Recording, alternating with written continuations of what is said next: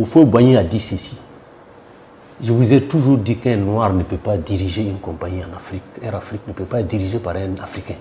Houphouët-Boigny a osé dire ça. Devant tous les chefs d'État. Oui. Et il a dit, donnez-moi le feu vert, je vais voir mes amis français, ils vont nous amener un Français pour redresser Air Afrique.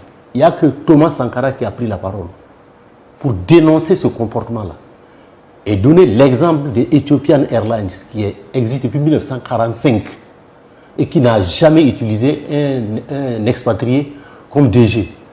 Mais jusqu'à nos jours, Ethiopian est une des premières meilleures compagnies du monde. Ce n'est pas de l'Afrique seulement, du monde. Et systématiquement...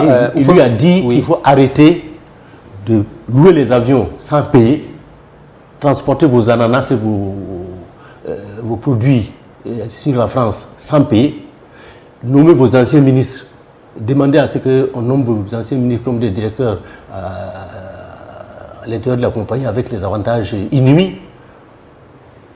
Et la société peut se redresser par nous-mêmes.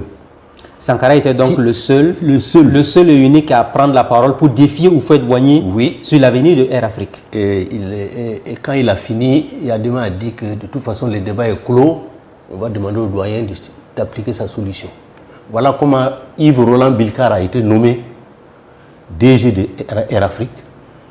Il a vendu tous les avions, tous les Boeing, et commencé à payer les Airbus. Et je me rappelle très bien de cette interview qu'il a donnée à Jeune Afrique, puisqu'il n'arrivait pas à redresser la compagnie.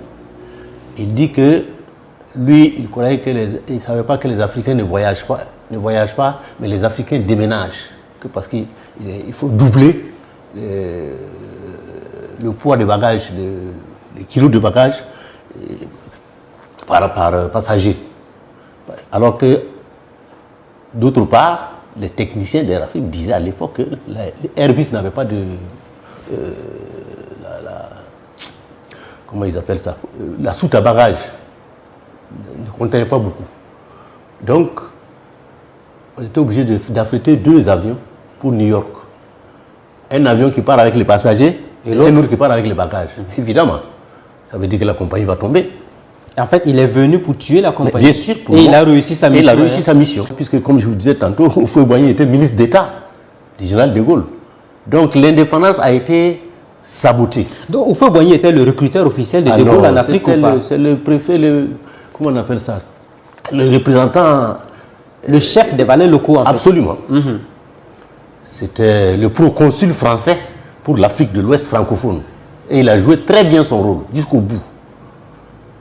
Jusqu'au bout de sa vie, il a été attaché de façon ombilicale à la France.